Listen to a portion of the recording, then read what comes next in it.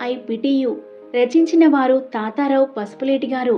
ఇక కథలోకి వెళ్తే ఐ పిటి యు ప్రతిధ్వనిస్తున్నట్టు పదే పదే ఆ మాట గుర్తొస్తుంటే మయూరి మనసు మరింత వికలమైంది. వేరే ఎవరైనా ఆ మాట అని ఉంటే అంతగా బాధపడి ఉండేది కాదేమో. కానీ శశిరేఖ నోటి నుంచి ఆ మాట వచ్చేసరికి తట్టుకోలేకపోయింది. అనుకోనిది జరిగి ఆశాభంగం ఎదురైనప్పుడు ఓదార్పు మాటలు ఎదురవ్వడం అనేది సర్వసాధారణమే అయినా ఎందుకో శశిరేఖ నుంచి ఆ మాటలు మయూరి జీర్ణించుకోలేకపోయింది. కారణం ఒకటే, శశిరేఖ ఆమెకి సమఉజ్జి కావడమే.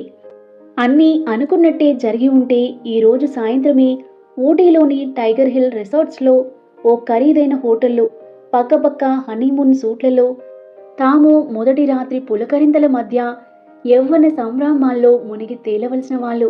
కానీ అనుకున్నట్టు జరగలేదు. ఇప్పుడు ఒక్క హనీమూన్ సూటే రిజర్వ్ అయిందా హోటల్లో, రెండోది రిజర్వ్ అయిన తర్వాత క్యాన్సిల్ చేయబడింది. మళ్ళీ ఫోన్ మోగింది. చూస్తే శశిరేఖ నుంచి. నిరాసక్తంగా అందుకుంది. మయూరి, ఇక్కడ ఈ కొండల మధ్య పచ్చిక బయళ్లతో కూడిన ఈ హోటల్ ఎంత బాగుందో తెలుసా? హనీమూన్ సూట్లో సదుపాయాలు చూస్తే కళ్ళు తిరిగిపోతున్నాయి. వారం రోజుల పాటు ఇక్కడే పగలు రాత్రి తేడా లేకుండా నిఖిల్ నేను ఓ తలుచుకుంటుంటేనే గొప్ప థ్రిల్గా ఉంది.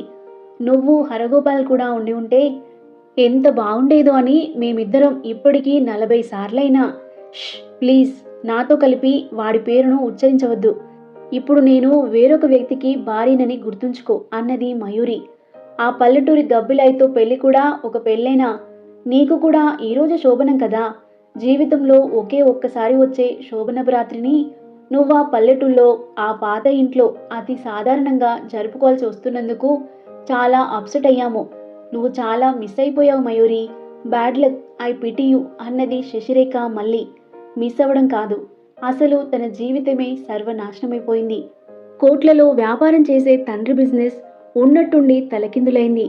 అది తెలిసిన మరుక్షణమే ఏదో వంకపెట్టి నిశ్చితార్థం అయిపోయిన పెళ్లినే క్యాన్సిల్ చేశారు పెళ్లి కొడుకు తరఫు వాళ్ళు. ఊహించని దెబ్బ ఇది. అందుకే గతంలో తనని ప్రేమించానని చెప్పిన వెంకటాద్రితోనే అదే ముహూర్తానికి పెళ్లి జరిపించారు. పరిస్థితులతో రాజీ పడాల్సి వస్తే పడాల్సిందే, మరో మార్గమేముంది? వెంకటాద్రికి తన అంతస్తు తెలియనప్పుడు తనని ప్రేమించాడు. సహజంగానే తనకి అతని ప్రేమ ఆనలేదు. తన అంతస్తేమిటో తెలియగానే అతని మర్యాదగా తప్పుకున్నాడు. అతను పల్లెటూరి గబ్బిలాయే కావచ్చు, నెల జీతం మీద బ్రతుకుతూ అరాకొరా జీవితాన్ని గడిపే మధ్యతరగతి వాడే కావచ్చు. కానీ తన తలరాత బాగోక అతన్ని చేసుకోవలసి వచ్చినప్పుడు అతని గురించి చులకనగా మాట్లాడడం ఎంతవరకు న్యాయం? అందుకే శశిరేఖ మాటలకి మయూరి మనస్సు చివుక్కుమంది. ఫోన్లే శశి, ఎవరి అదృష్టం వారిది. నువ్వైనా నీ ఫస్ట్ నైట్ని, అందులోని థ్రిల్ని ఎంజాయ్ చెయ్యి. నా సంగతి మర్చిపో అన్నది మయూరి. ఇంకోసారి ఐ పిటి యు అనే మాట వాడొద్దని ఇండైరెక్ట్గా చెబుతూ. ఒకసారి చుట్టూ పరికించి చూసింది. 2 బెడ్రూమ్లు గల చిన్న ఇల్లది. ఇరుకే గాని సరిపెట్టుకోక తప్పదు. అది కాదు ఆమె ఆలోచిస్తున్నది. సాయంత్రం శోభనమని తెలుసు, కానీ ఆ ఏర్పాట్లేవి జరుగుతున్న జాడే లేదు. ఒక గదిలో డబుల్ కాట్ మంచం ఉంది. బహుశా ఆ గదిలోకి తనని, వెంకటాద్రిని బలవంతంగా తోసి ఇదే శోభనం గది, ఇవాళే మీ మొదటి రాత్రి అని చెబుతారేమో. ఉదయం శశిరేఖ ఫోన్లో తనని ఊరిస్తూ చెప్పిన సంగతులు గుర్తొచ్చాయి. రాజుల కోటని తలపించేలాంటి పెద్ద హోటల్, ఆధునికమైన అన్ని సదుపాయాలతో ఏసీ సూట్, కిటికీలోంచి చూస్తే కనిపించే పచ్చని లాన్లు, వాటి కవతల మహోన్నతంగా కనిపించే కొండలు, లోయలు, ప్రకృతి దృశ్యాలు, నీటిగా అలంకరించబడిన విశాలమైన బెడ్రూమ్, వివిధ రకాల సుగంధభరిత పుష్పాలతో అలంకరించబడిన హంస తూలిక తల్పం లాంటి బెడ్లు, ప్రత్యేకంగా ఏర్పాటు చేయబడిన స్విమ్మింగ్ పూల్, క్యాండిల్ లైట్ డిన్నర్లు, మ్యూజిక్ సిస్టమ్స్. దీర్ఘంగా నిట్టూర్చింది మయూరి. అవన్నీ లేవు సరే, అసలు అన్నిటికన్నా ముఖ్యంగా పెళ్ళికొడుకేడి? కొత్తగా పెళ్ళైన భార్యని వదిలి ఎక్కడికి పోయినట్టు? రాత్రి నుంచి కనిపించడం లేదు. అతని తల్లిని అడిగితే తనకి తెలియదన్నది. కొంచెం కూడా టేస్ట్ లేనివాడిలా ఉన్నాడే అనుకుంది. ఒకవేళ మొదట్లో తిరస్కరించి పరిస్థితి తారుమారయ్యాక అతనితో పెళ్లికి అంగీకరించినందుకు తన మీద కక్ష తీర్చుకోవడం లేదు కదా? ఏమో, అయినా అయ్యుండొచ్చు. ఫస్ట్ నైటే కాదు, వైవాహిక జీవితం మొత్తం అట్టర్ ఫ్లాప్ లాగుంది అనుకుంది మనసులో. నిఖిల్ నా కొంగు పట్టుకొని అసలు ఒక్క క్షణమైనా వదిలేట్టు కనిపించడం లేదనుకో. ఒకటే అల్లరి పనులు, చిలిపి మాటలు, స్వీట్ నథింగ్స్. వాటిలో కొన్ని ఎప్పటికీ ఎవరితోనూ చెప్పుకోలేం తెలుసా అంటూ చెప్పిన శశిరేఖ మాటలు గుర్తొచ్చాయి. డైమండ్ రింగ్ ప్రజెంట్ చేశాడు నా హస్బెండ్, ఎంత బాగుందో తెలుసా అని అడిగింది శశిరేఖ. నిజానికి ఆమె అడుగుదామని అనుకున్న ప్రశ్న అది కాదేమో. నా మొగుడు నాకు డైమండ్ రింగ్ ఇచ్చాడు, మరి నీ మొగుడు నీకేమిచ్చాడు అని డైరెక్ట్గా అడగలేక అలా అడిగి ఉంటుంది. I pity you. మళ్ళీ అదే మాట గుర్తొచ్చి ఆమె మనసు వ్యాకులతకి గురైంది. దుఃఖం కమ్ముకొచ్చేసింది. జరిగింది తలుచుకుంటుంటే ఇప్పటికీ నమ్మశక్యం కానట్టుగా అనిపిస్తుంది. 15 రోజుల వ్యవధిలో పరిస్థితి ఎంతగా మారిపోయింది. నగరంలోకెల్లా పేరు మోసిన బిజినెస్ మ్యాగ్నెట్ కొడుకు హరగోపాల్తో తనకి వివాహం నిశ్చయమైంది. హరగోపాల్, నిఖిల్ ఇద్దరూ కవల పిల్లలు. ఒకేసారి ఇద్దరికి పెళ్లి చేసే ఉద్దేశంతో నిఖిల్కి కూడా సంబంధాలు చూశారు. శశిరేఖతో అతనికి నిశ్చయమైంది. ఇద్దరికి ఒకే రోజున నిశ్చితార్థం జరిగింది. పెళ్లి కొడుకుల తండ్రి అభ్యర్థన మేరకు నిశ్చితార్థం వాళ్ళింట్లోనే జరిగింది. అప్పుడే మొదటిసారి చూడ్డం శశిరేఖని. ఏయ్, ఇది చాలా పాత మోడల్. మీ డాడీ స్టేటస్ ఏమిటి, ఇంకా నువ్వు ఇది వాడడం ఏమిటి అంటూ మయూరి మెడలో ఉన్న నెక్లెస్ని పరిశీలనగా చూస్తూ అపహాస్యం చేసిందా రోజు. ఇది పాత మోడలే, కానీ చిన్నతనంలో మా నాన్నమ్మ నాకు ఎంతో ప్రేమతో ఇచ్చిన నెక్లెస్ ఇది. ఇది ధరించడం నాకు సెంటిమెంట్. ఇది ధరించాకే నాకు అనారోగ్యం కుదుటపడిందట. ఇది వేసుకున్నాకే నాకు స్టడీస్లో ఫస్ట్ ర్యాంకులు వచ్చాయట. అన్నీ కలిసి రావడం, అవరోధాలన్నీ తొలగిపోవడం లాంటివి జరిగాయట. అందుకే ఇదంటే నాకు చాలా ఇష్టం. ఎన్ని కొత్త ఫ్యాషన్లు వచ్చినా దీన్ని మాత్రం నేను విడిచిపెట్టేది లేదు అన్నది స్థిరంగా. మరి హరిగోపాల్ విడిచిపెట్టమంటే? హరిగోపాల్నే విడిచిపెట్టేస్తాను అన్నది జోకు వేస్తున్నట్టు నవ్వుతూ. శశిరేఖ కూడా కిసుక్కున నవ్విందా జోక్కి. విచిత్రం ఏమిటంటే ఆనాటి జోక్ ఈనాడు నిజమై కూర్చుంది. అది కూడా చాలా గమ్మత్తుగా. నాన్నమ్మ ఇచ్చిన నెక్లెస్ పోయిన తర్వాతే జరిగింది. నిశ్చితార్థం అయిపోయాక తల్లిదండ్రులతో కలిసి ట్రైన్లో తిరుగు ప్రయాణమైంది. నిడదవోలు స్టేషన్ దాటగానే ముఖం కడుక్కుందామని వాష్ మిషన్ దగ్గరికి వెళ్ళింది. మెల్లో నెక్లెస్ ముందుకు పడుతూ అడ్డం వస్తుందని తీసి చేతికి చుట్టుకుంది. తరువాత తన సీట్లోకి వెళ్ళి కూర్చుంది. దాదాపు పావుగంట తర్వాత తల్లి గమనించి నెక్లెస్ ఏదని అడిగే వరకు ఆ సంగతే గుర్తులేదామకి. చేతి వంక చూసుకుని కెవ్వున అరిచింది. అంటే నానమ్మ ఇచ్చిన నెక్లెస్ వాష్ బేసిన్లోంచి రైలు పట్టాల మీద పడిపోయిందన్నమాట. అంతే, అక్కడి నుంచి తన జాతకం మొత్తం మారిపోయింది. ఇంటికి చేరిన 4వ రోజే తండ్రి బిజినెస్ కోర్టు లిటిగేషన్లో ఇరుక్కున్న వార్త తెలిసింది. అవతల పార్టీ సాక్ష్యం బలంగా ఉండడంతో తండ్రి డీలా పడిపోయాడు. ఈ సంగతి ఎలా తెలిసిందో హరిగోపాల్ తల్లిదండ్రులకు తెలిసింది. నక్షత్రమో పాదమో కలవలేదని వంకపెట్టి పెళ్లి క్యాన్సిల్ అనేశారు. గుండె జబ్బుతో ఉన్న నానమ్మకి ఈ విషయం తెలియకూడదు. అంటే అదే ముహూర్తానికి తన పెళ్లి కూడా జరగాలి. ఆ విధంగా వెంకటాద్రితో తన పెళ్లి అనుకోకుండా నిశ్చయమైంది. ఏ సదుపాయాలు లేని పల్లెటూళ్ళలో చడి చప్పుడు లేని పెళ్లి, ఏ అందచందాలు లేకుండా సాధారణమైన ఇంట్లో శోభనం. కోర్టులో కేసు ఉందని రాలేకపోయిన తండ్రి ఈ పల్లెటూళ్ళలో ఉండడం మా వల్ల కాదు బాబోయ్ అంటూ ఎవరికి వాళ్ళు చల్లగా జారుకున్న బంధువులు. రాత్రికి శోభనం పెట్టుకుని ఏమైపోయాడో తెలియని పెళ్లికొడుకు. హో, ఎంత గొప్ప సన్నివేశం! ఏ ఆడపిల్లకైనా ఇలాంటి చేదు అనుభవం ఎదురై ఉంటుందా? I pity you. అవును, శశిరేఖ ఆ మాట అనడంలో ఆశ్చర్యమేముంది? కాకపోతే తాను కోల్పోయిన స్థానంలో ఉన్న తన సాటి వ్యక్తి నుంచి ఆ మాట రావడమే నరకప్రాయంగా ఉంది. సాయంత్రం అత్తగారు ఇచ్చిన టీ తాగి ప్లాస్టిక్ కుర్చీలో నిరాసక్తంగా కూర్చొని ఉంది మయూరి. తల్లి వచ్చి ఎదురుగా కూర్చుంది. అలా ఉన్నావేమే, ఉత్సాహం తెచ్చుకో, మన బతుకు ఇలా అయిపోతుందని ఎప్పుడూ అనుకోలేదు.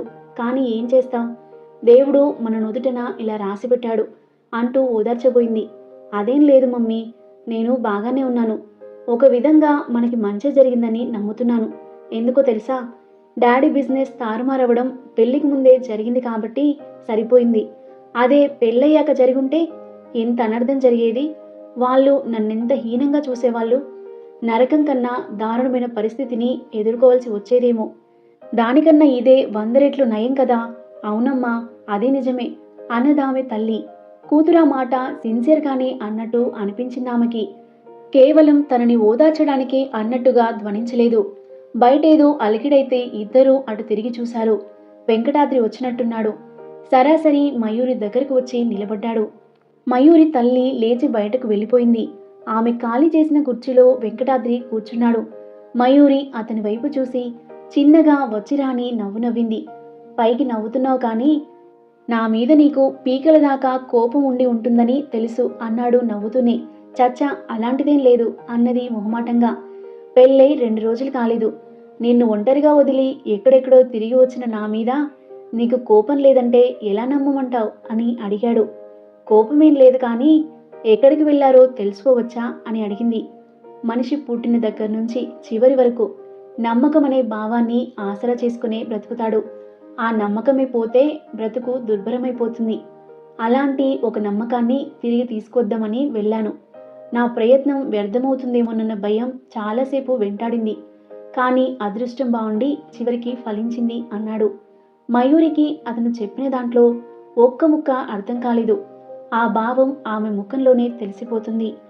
అతను చిన్నగా నవ్వి చెప్పాడు. నువ్వు ఎంతో వైభవంగా ఐశ్వర్యంలో పుట్టి ఐశ్వర్యంలో పెరిగావు. నువ్వు అనుభవించిన సుఖాల్లో 10వ వంతైనా నేను సమకూర్చలేనని నాకు తెలుసు. అందుకే నీకు బాగా ఇష్టమైన పోగొట్టుకున్న ఒక నమ్మకాన్ని తిరిగి తీసుకువచ్చాను అంటూ ఆమె ట్రైన్లో పోగొట్టుకున్న నెక్లెస్ని జేబులోంచి తీసి ఆమె కళ్ళ ముందు కనపడేలా పట్టుకున్నాడు. దాన్ని చూడగానే మయూరి ముఖం వెలిగిపోయింది. ఆనందంతో కనుబొమ్మలు ఎగిరేసి చూసింది. ఆయ్, అది నాదే, ఎక్కడ దొరికింది అని అడిగింది. నువ్వు పోగొట్టుకున్న చోటే అన్నాడు. నిజమా? నేనెక్కడ పోగొట్టుకున్నానో నాకే తెలీదు, మీకెలా తెలుసన్న భావం పలికేలా అర్ధోక్తిలో ఆగిపోయింది. నీ మాటలను బట్టి తెలుసుకోగలిగాను. నిడదవోలు దాటిన తర్వాత మొహం కడుక్కోవడానికి వాష్ బేసిన్ దగ్గరికి వెళ్ళావు. దాదాపు పావుగంట తర్వాత నెక్లెస్ పోయినట్టు గ్రహించావు. నువ్వు ప్రయాణించిన ట్రైన్ గంటకి 60 కిలోమీటర్ల వేగంతో వెళ్తుంది. అంటే నిడదవోలు నుంచి సుమారు 10-15 కిలోమీటర్లలోపే నీ నెక్లెస్ పడిపోయి ఉండాలి. ఎవరికంటా పడకుండా ఉంటే అది ట్రాక్ మీదే ఉండి ఉంటుందన్న నమ్మకంతో బయలుదేరాను. నా ప్రయత్నం ఫలిస్తుందో లేదో నాకే తెలియదు కాబట్టి ఎవరికీ చెప్పకుండానే వెళ్ళాను. అర్ధరాత్రి నుంచి ట్రాక్ వెంబటే టార్చ్ లైట్తో అంగుళం వెతుకుతూ వెళితే దాదాపు 7-8 గంటల తర్వాత దొరికింది. నీకు ఎంతో ఇష్టమైనది సెంటిమెంట్ అన్నావు కాబట్టి దానికోసం ఎంతైనా కష్టపడొచ్చనిపించింది. అదే చేశాను అంటూ నెక్లెస్ని ఆమె చేతికి అందించాడు. మయూరి విస్మయంగా చూసిందతని వైపు. రాత్రి నుంచి పెళ్లి కొడుకు కనబడకపోతే బాధ్యత రాహిత్యంతో ఆవారాలా తిరుగుతున్నాడని అనుకుంది. తనకు నచ్చినది అన్న ఒకే ఒక కారణం చేత అతన అర్ధరాత్రి ఒంటరిగా కారు చీకటిలో రైలు పట్టాల మీద 15 కిలోమీటర్లు అంగుళం గాలిస్తూ చలిగాలిని లెక్క చేయకుండా, కుట్టే పురుగులని ఖాతరు చేయకుండా, పాములుంటాయేమోనని భయపడకుండా, డబ్బు పారేస్తే దొరికే డైమండ్ రింగ్ కన్నా ఇది ఎన్ని వేల రెట్లు విలువైనది. క్షణంలోనే విస్మయం ప్రేమగా మారింది. మరుక్షణమే ప్రేమ ఆరాధనగా మారింది. నానమ్మ ఇచ్చిన గిఫ్ట్, ఇక దొరకదనుకున్న నెక్లెస్ మళ్ళీ దొరికిందన్న ఆనందం వల్ల ఆమెలో గూడు కట్టుకున్న నిరాసక్తత అంతా చెల్లా చెదురైపోయింది. భర్తకి తన పట్ల ఉన్న కన్సర్న్కి కదిలిపోయింది. మయూరి కళ్ళలో నీళ్లు నిలిచాయి. ఆమెకి తెలియకుండానే అమాంతం వెళ్ళి అతన్ని వాటేసుకోబోయింది. అతను చప్పున పక్కకు తప్పుకొని ఆగాగు, అసలే పల్లెటూరి బైతును, అందులోనూ రాత్రంతా రైలు పట్టాల మీద తిరిగి ఉదయాన్నే రైల్లో ప్రయాణం చేసి వచ్చినవాణ్ణి. మన మొదటి సమాగమం ఇంత పేలవంగా ఉండడం నాకిష్టం లేదు. అయినా మరికొన్ని గంటల్లోనే కదా మనం ఒకటి కాబోయేది అంటూ కన్ను కొట్టాడు. అంత తొందర ఎందుకన్న భావాన్ని ప్రకటిస్తూ మయూరి సిగ్గుగా నవ్వింది. అతను స్నానాల గదికి వెళ్ళిపోయాడు, నలుగు పెట్టుకుని తలంటూ పోసుకోవడానికి. మయూరి ఉత్సాహంగా లేచి తిరగసాగింది. ఏ ఆర్భాటాలు లేకుండానే తన శోభనం అతి సాధారణంగా జరగబోతుందన్న వెలితి ఇప్పుడు ఆమె మనసులో లేదు. శోభనం అతి సాధారణమైన ఇరుకు గదిలో జరగబోతుందన్న చింత కూడా చిత్రంగా మాయమైపోయింది. శోభనానికి కావలసినవి ఆర్భాటాలు కావు, మానసిక సంసిద్ధత అన్న సంగతి ఆమెకి అర్థమైంది. ప్రేమ ఉండాలే కానీ ఎడారిలో కూడా శృంగారం వెల్లివిరుస్తుందన్న సత్యాన్ని క్రమంగా ఆమె మనసు అర్థం చేసుకోసాగింది. చీకటి పడింది. ఆ చీకటిని చెల్లా చెదురు చేస్తూ ఆకాశంలో చందమామ పండు వెన్నెలలు విరచిమ్ముతుంది. తెల్లని చీరలో మయూరి ముత్యంలా మెరిసిపోతుంది. మరికొన్ని క్షణాల్లో రతి కేలికి సిద్ధంగా ఉన్న ఆమె సోయగం రతీదేవిని కూడా అబ్బురపరిచేలా ఉంది. ధవల వస్త్రాలతో నిండైన విగ్రహంతో టీవీగా నడిచి వచ్చిన వెంకటాద్రిని చూసి నవ మన్మధుణ్ణి చూసినట్టుగా సిగ్గుపడింది. రెడీగా ఉన్నావా అన్నట్టు కన్ను గీటాడు మయూరి వైపు చూస్తూ. అప్రయత్నంగా ఆమె ముఖాన్ని అరచేతుల్లో దాచేసుకుంది. ఎవరో లోపలికి వచ్చి చెప్పారు బయట కారు రెడీగా ఉందని. వెంకటాద్రి చెయ్యి ముందుకు చాపి రా అన్నట్టుగా సైగ చేశాడు. మయూరి అయోమయంగా చూసింది. కారు రావడం ఏమిటో, భర్త ఎక్కడికి రమ్మని అడుగుతున్నాడో అర్థం చేసుకోలేకపోయింది. మంత్రముగ్ధలా చేయి అందించి లేచి బొమ్మలా నడిచింది. పూలతో అలంకరించబడిన కారు బహుశా అద్దెకు తెచ్చినది అయ్యుండొచ్చు. ఎక్కగానే రాజహంసలా ముందుకు కదిలింది. వెనుకే మరో కారు బయలుదేరింది. పక్కా పల్లెటూరు. దగ్గర్లో స్టార్ హోటల్స్ కాదు కదా, సాదాసీదా హోటళ్లు కూడా లేవు. మరి ఎక్కడికి తీసుకువెళ్తున్నారు వీళ్ళంతా? శోభనం ఎక్కడ జరగబోతుంది? అంతా సస్పెన్స్గా ఉంది మయూరికి. కార్లు దాదాపు 20 నిమిషాలు ప్రయాణం చేసిన తర్వాత ఒక పురాతన దేవాలయం ముందు ఆగాయి. శోభనం ముందు దైవదర్శనం వీళ్ళ ఆచారం కాబోలు అనుకుంది మనసులో. పూజారికి ముందే చెప్పి ఉంచారేమో. రాగానే అభిషేకం చేయడం మొదలుపెట్టాడు. పూజ పూర్తి అయ్యాక కార్లు తిరిగి ప్రయాణమయ్యాయి. అయితే అవి ఇంటికి చేరకుండా దారిలో ఉన్న ఓ రేవు ఒడ్డుకు చేరి ఆగాయి. కృష్ణానది నుంచి చీలిన ఒక పాయా తాలూకు రేవు అది. రేవుకు అవతలి వైపు 2 కొండలు దగ్గరగా అమర్చినట్టున్నాయి. వెన్నెల్లో ఆ కొండల మధ్య నీళ్లు మిలమిలా మెరుస్తున్నాయి. మనసుకు ఆహ్లాదాన్ని కలిగించేలా ఉందా దృశ్యం. మయూరి అలా మైమరిచి చూస్తుండగానే ఎక్కడి నుంచి వచ్చిందో గాని నీళ్ల మధ్య రాజహంసలా తేలుతూ వచ్చి ఆగిందో పడవ. పడవ మీద చిన్న గుడారం లాంటిది ఉంది. లోపల నుంచి చిన్న చిన్న విద్యుత్ దీపాల కాంతి బయటకు కనిపిస్తుంది. గుడారం బయట పూల మాలలతోనూ గుచ్చాలతోనూ ఎంతో అందంగా అలంకరించబడి చూడముచ్చటగా ఉంది. దాన్ని చూడగానే మయూరి మనసు ఆనందంతో కేరింతలు కొట్టింది. రాత్రికి శోభనమన్న సంగతి కూడా మర్చిపోయి దాని మీద ఎక్కి కాసేపు తిరిగితే ఎంత బాగుంటుంది అని ఆలోచించింది. అయితే అడగడానికి మొహమాటం అడ్డం వచ్చింది. కారు దిగి అందరితో పాటు రేవు ఒడ్డుకి నడిచింది. వెంకటాద్రి పడవ మీదికి ఎక్కి మయూరి కూడా ఎక్కడానికి వీలుగా చేయి అందించాడు. ఆమె కళ్ళు దివీటిల్లా వెలిగాయి. సంతోషంగా ఎక్కింది. బంధువులందరూ కూడా ఎక్కుతారేమో అని చూసింది. కానీ వాళ్ళు ఎక్కలేదు. చేతులూపుతూ wish you a romantic first night అని కొందరు, బాగా ఎంజాయ్ చేయండి పొద్దున వరకు అని మరికొందరు విష్ చేసి కార్లెక్కి ఎవరి దారిన వాళ్ళు వెళ్ళిపోయారు. మయూరి ప్రశ్నార్థకంగా చూసింది వెంకటాద్రి వైపు. అతను చిన్నగా మందహాసం చేసి పడవకి తెడ్లు వేయసాగాడు. చెక్క బల్ల మీద ఆమె కూర్చుంది. పడవ సాఫీగా ముందుకు సాగిపోతుంది. కాసేపటికి ఎటు చూసినా నీళ్లు, కొండలు తప్ప మరేవి కనిపించని ప్రాంతానికి చేరుకున్నారు. మా వాళ్ళు మీ తాహతుకు తగ్గట్టు పెద్ద పెద్ద స్టార్ హోటళ్లలోనూ గార్డెన్స్లోనూ శోభనం ఏర్పాటు చేయలేరు మయూరి. అందుకే నేనే ఆలోచించి ఉన్నంతలో నీకు సంతోషం కలిగించడం కోసం ఈ చిన్న ఏర్పాటు చేశాను. ఈ నదీ పాయలో, ఈ కొండల మధ్య ఆకాశం నీళ్లు తప్ప మరేవీ కనిపించని ఈ ఏకాంత ప్రదేశంలో చల్లని వెన్నెలలు వెదజల్లే ఆ చందమామ సాక్షిగా మన ఈ ఫస్ట్ నైట్ కలకాలం గుర్తుండిపోవాలని ఇలా ప్లాన్ చేశాను. నీకు నచ్చుతుందనే అనుకుంటాను అన్నాడు వెంకటాద్రి తెడ్లు వేస్తూనే. మయూరి మనసు పురివిప్పిన నెమలి అయింది. లోపలే ఆనంద తాండవం చేసింది. వినూత్నమైన ఈ ఏర్పాటు ఎంతో థ్రిల్లింగ్గా అనిపించింది ఆమెకు. మొదటి రాత్రి మధురానుభూతి ఇంతకన్నా గొప్పగా మరిక్కడా ఉండదేమో. కేవలం తన సంతోషమే పరమావధిగా అతను ఆలోచించే విధానం ఆమెకెంతో సంతృప్తినిస్తుంది. వెంకటాద్రి ఐ లవ్ యూ అనేసింది అప్రయత్నంగా. అతను చిరు మందహాసం చేసి తెడ్లు వేయడం ఆపి లేచి నెమ్మదిగా ఆమె దగ్గరకు చేరుకున్నాడు. చేతులు చాచి రమ్మన్నట్టు సైగ చేశాడు. ఆమె రానంటూ తల అడ్డంగా ఊపింది సిగ్గుపడుతూ. అతనే ముందుకు జరిగి 2 అరచేతులతో ఆమె చెంపల్ని అందిపుచ్చుకొని పెదాల మీద గాఢ చుమ్మనం చేసి కౌగిట్లో హత్తుకున్నాడు. నరాల్లో విద్యుత్తు ప్రవహించినట్టు ఒక్కసారిగా ఒళ్ళు జల్లుమన్నదామెకు. మైమరిపించే పరిసరాల మధ్య ప్రియ సమాగమం ఇంత మధురంగా ఉంటుందని ఆమె ఊహించలేదు. తమకంతో అతను ఆమె ఒళ్ళంతా తడిమేస్తుంటే ఆమెలో కోరిక రెక్కలు విప్పుకోసాగింది. బయట నుంచి చల్లని వెన్నెల, లోపల నుంచి వేడెక్కించే విరహాగ్ని, వెరసి మోహావేశపు ఉత్తుంగ తరంగం ఎగిసి ఎగిసి పడుతుంది. మనసులు మమేకమైతే తనువుల స్పర్శ అద్భుతంగా ఉంటుందని ఇద్దరికీ అనుభవపూర్వకంగా అర్థమైంది. లోపల మెత్తటి పరుపుంది, బయట అందమైన ప్రకృతి ఉంది. ఏది కావాలి అని అడిగాడు. అతని ప్రశ్నలోని చిలిపితనానికి సిగ్గులా మొగ్గయింది. ఎటు తేల్చుకోలేక చివరికి మీ ఇష్టం అని మాత్రం అనగలిగింది. అలాగైతే మనము ప్రకృతిలో కలిసిపోదాం అంటూ అతను ఆమెను వివస్త్రను చేసేసి తాను వస్త్ర సన్యాసం చేశాడు. గాఢ పరిష్వంగంలో ఆమెను బంధించి ఉక్కిరిబిక్కిరి చేశాడు. ఎవరిదేదో తెలియనంతగా ఇద్దరి శరీరాలు పెనవేసుకుపోయాయి. ఒకరిని గెలవాలని మరొకరు చేసే ఆ యుద్ధం హోరాహోరీగా సాగింది. కాసేపటికి వారిద్దరి మధ్య చోటు చేసుకున్న విశృంఖలత్వాన్ని చూసి చందమామ కూడా సిగ్గుపడి తెలి మబ్బుల చాటుకు తప్పుకుంది. పరవశం పరవళ్ళు తొక్కేవేళ అతను ఆమెను పొదివి పట్టుకుని గుడారంలోకి తీసుకువెళ్ళాడు. అక్కడ పూలతో అలంకరించబడిన బెడ్ మీదకి ఆమెను తోశాడు.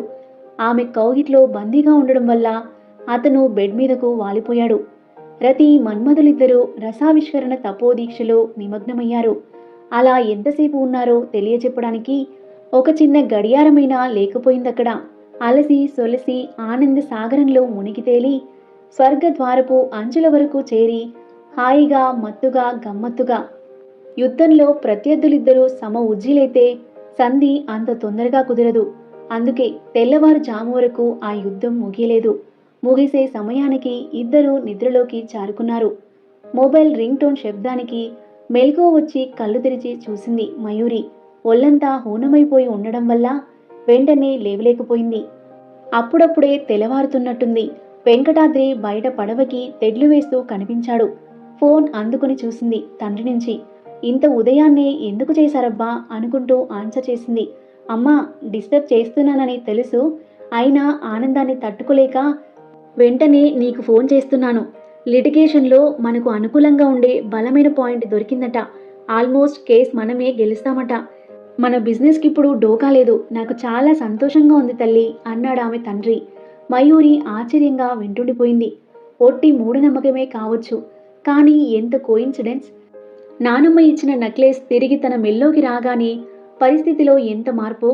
అలాంటి అద్భుతమైన గిఫ్ట్ బహుకరించిన వెంకటాద్రి వైపు ఆమె ప్రేమగా చూసింది. మాట్లాడవేం తల్లి, వింటున్నావా? ఇప్పుడు నీకా దిక్కుమాలిన సంబంధంతో పనిలేదు. మన స్టేటస్కి సరిపోయేవాడిని చూసి నీకు మళ్ళీ పెళ్లి చేస్తాను. లాయర్తో మాట్లాడి డైవర్స్కి ఏర్పాటు చేస్తాను. నువ్వేం దిగులు పడకమ్మా. డాడీ, దాదాపు అరిచినట్టే అన్నది. ప్రవాహంలా సాగుతున్న తండ్రి మాటలకు టక్కున ఆనకట్టపడింది. ఏం మాట్లాడుతున్నావు డాడీ? బిజినెస్ పోతే జీవితం పోయినట్టు కాదు. బిజినెస్ తిరిగి వస్తే జీవితం తిరిగి వచ్చినట్టు కాదు. మీ అల్లుడు నుంచి అతి తక్కువ కాలంలో నేను నేర్చుకున్న పాఠమిది. నేనిప్పుడు స్వర్గంలో ఉన్నాను. తిరిగి నరకంలోకి లాగడానికి ప్రయత్నం చేయకండి. మీ బిజినెస్ తిరిగి మీకు వస్తున్నందుకు కంగ్రాట్స్ అంటూ టక్కున ఫోన్ కట్టేసింది. వెంటనే మరో ఫోన్ చూస్తే శశిరేఖ నుంచి. అనాసక్తంగానే ఆన్సర్ చేసింది. తన శోభనం ఎంత గొప్పగా జరిగిందో ఏకొరవు పెడుతూ ఐ పిటీ యు అనబోయే ఆమె సోది వినడానికి సిద్ధమైంది. Mayuri, I'm so upset.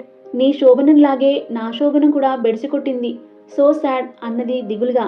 ఆగాగు, నా శోభనం బెడిసికొట్టిందని ఎవరన్నారు?